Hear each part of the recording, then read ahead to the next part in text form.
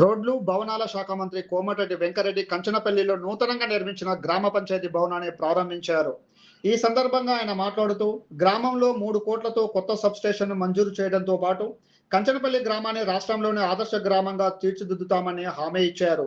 SLBC సొరంగ మార్గాన్ని పూర్తి చేయడమే తన లక్ష్యమని, ఎన్నో ఏళ్ల కల అయిన ఎస్ఎల్బీసీ ద్వారా 2 పంటలకు సాగునీరు అందించి జిల్లాను సస్యశ్యామలం చేస్తామన్నారు. ప్రాజెక్టు ప్రతి ఎకరానికి నీళ్ళు ఇస్తా, అదే నా వాగ్దానం. అది కూడా ఫ్రెండ్షిప్ డెవలప్మెంట్ అందరికి కూడా మాటిస్తూ బ్రాహ్మణ వెల్లంల ప్రాజెక్టు ద్వారా కూడా ప్రతి ఎకరానికి సాగునీరు అందిస్తామని మరోసారి ఆయన స్పష్టం చేశారు. దోమలపల్లిలో తెలంగాణ పబ్లిక్ స్కూల్ ఏర్పాటు చేసి ఈ ప్రాంత విద్యార్థులకు నాణ్యమైన విద్య అందుబాటులోకి తెస్తామన్నారు.